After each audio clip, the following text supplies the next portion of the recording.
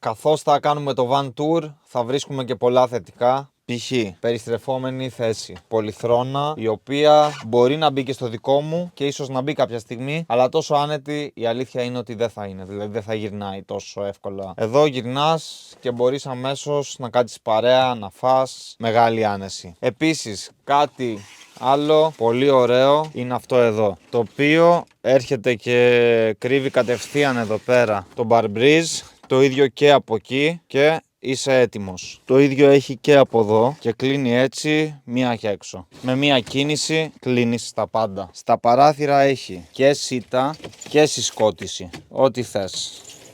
Φώτα, αφής, αποθηκευτικούς χώρους. Εδώ τώρα θα δείτε έχω βάλει και κάποια από τα πράγματά μου. Εδώ τα ψώνια που έκανα χθες. Και εδώ αποθηκευτικούς χώρους. Και εδώ. Και πιο κάτω.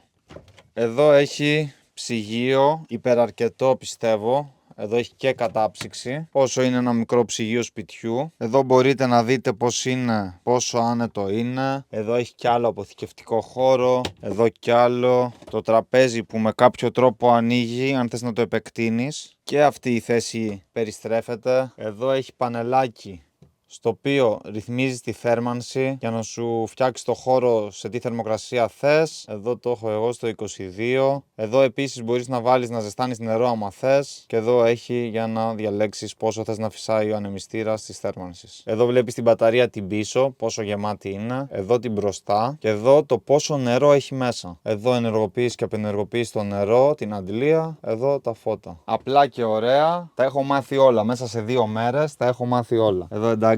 Καθίστε να δείτε. Πριν σας δείξω την τουαλέτα και πριν σας δείξω και από έξω. Εδώ έχουμε κρεβάτι, πραγματικά τεράστιο. Εγώ κοιμήθηκα έτσι, αλλά χωράω και έτσι, που είμαι 1,75. Και θεωρώ πως 1, 2, 3 άτομα χωράνε να κοιμηθούν άνετα. Είτε έτσι είτε έτσι. Αναλόγως πως θέλουν. Πιστεύω πως είναι ιδανικό για 2 άτομα, γιατί έχει μοιρασμένα και τα ντουλάπια.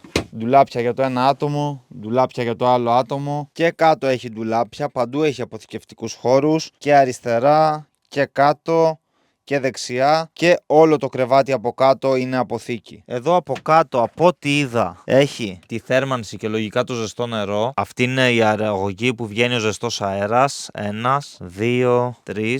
Εδώ έχει τουαλέτα. Αυτό είναι για να κρεμάς την πετσέτα. Εδώ είναι η τουαλέτα μας, χημική. Δεν με ενθουσιάζουν οι χημικές, αλλά οκ.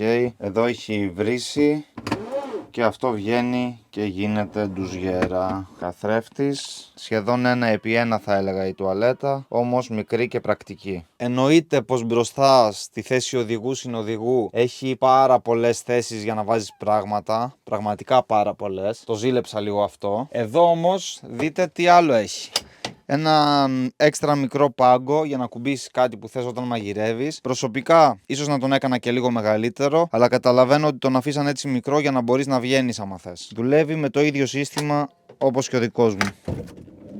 Έξω έχει λίγο κρύο, θα κλείσω για να μην φύγει η ζέστη. Πάνω έχει τέντα, την οποία δεν την άνοιξα, δεν τη χρειάζομαι. Όπως επίσης εδώ έχει και σκαλοπάτι, το οποίο ούτε αυτό το χρειάστηκα. Από εδώ ανοίγει για να γεμίσει νερό, παίρνει 100 λίτρα νερό. Πίσω έχει θέση για ποδήλατα, μηχανάκι, δεν ξέρω. Δεν έχω δουλέψει ποτέ μου κάτι τέτοιο. Από εδώ έχει μπρίζα για αν πας κάπου και έχει μόνιμο ρεύμα να μπορείς να λειτουργήσεις και το air condition. Εδώ Creta Go για όποιον θέλει να νοικιάσει ένα camper. Και εδώ είναι το κομμάτι της χημικής τουαλέτας που αδειάζει. Αυτό δεν ξέρω αν είναι κάτι. Από εδώ αδειάζουν τα γκρίζα νερά, τα οποία νομίζω τα αδειάζεις οπουδήποτε. Δεν υπάρχει θέμα. Και πάμε να δούμε την αποθήκη. Η αλήθεια είναι πως ένα τέτοιο van μου ταιριάζει μετά τη χελώνα κάποια στιγμή στο μέλλον της ζωής μου, καλά να είμαστε. Πιστεύω μου ταιριάζει. Δεν ξέρω αν θα το ήθελα σε τέτοιο χρώμα, αλλά πιστεύω μου ταιριάζει. Εσείς τι λέτε, για πείτε μου στα σχόλια. Δεν μου ταιριάζει. Εδώ θέλει προσοχή,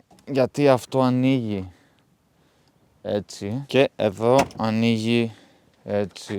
Και βλέπουμε τώρα εδώ πέρα πόσο τεράστιο είναι αυτό το van. Εδώ έχει παράθυρο. Εδώ έχει παράθυρο. Μου αρέσει πάρα πολύ αυτό ότι έχει πολλά παράθυρα. Εξίσου εδώ πέρα έχει σίτα και συσκότηση. Εδώ δεν έχει κάτι, είναι κενό. Πολύ λεπτό ξύλο για να μην είναι βάρος, όπως έχω βάλει και εγώ. Αποθηκευτικό χώρο. Εδώ έχει κάποιες καρέκλες, τραπέζι, ένα λάστιχο αν θες να το χρησιμοποιήσεις να γεμίσεις. Το βιτίο. Εδώ έχει ένα χαλάκι, δεν τα χρησιμοποίησα εγώ αυτά. Εδώ έχει τον ρυθμιστή για το φωτοβολταϊκό. Βλέπουμε ότι η μπαταρία είναι στο 1. Έχει πέσει αρκετά, μας λέει εδώ. Μέσα δείχνει ότι είναι γεμάτη, δεν ξέρω. Τέτοιο έχω και εγώ. Εδώ έχει τις φιάλες με το αέριο, οι οποίες είναι για τη θέρμανση, για ζεστό νερό, για το μαγείρεμα. Δύο μεγάλες, υπεραρκετές. Και εκεί πιο πίσω δεν ξέρω τι έχει. Λογικά έχει τις μπαταρίες για τα φωτοβολταϊκά. Δεν έχω ιδέα. Πάντως έχει πάρα πολύ αποθηκευτικό χώρο. Πάρα πολύ αποθηκευτικό χώρο. Εδώ για να βάλεις βαλίτσες, πράγματα, ποδήλατο, ό,τι θες. Αυτό είναι κατά κύριο λόγο το van. Δεν νομίζω πως ξέχασα κάτι να σας δείξω. Εδώ πάνω έχει και καταπακτή, η οποία εκτός από φως προσφέρει και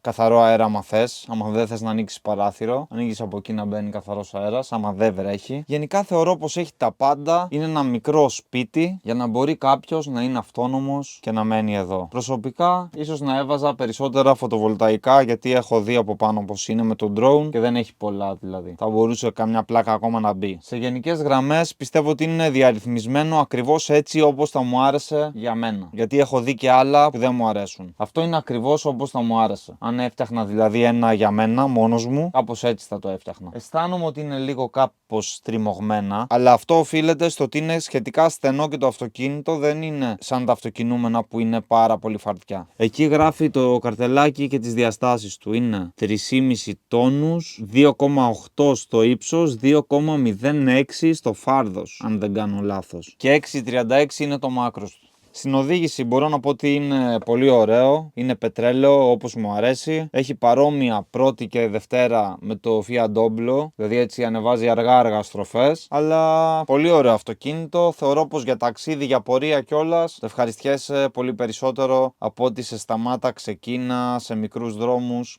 Εκεί ίσως έχει λίγο ταλαιπωρία.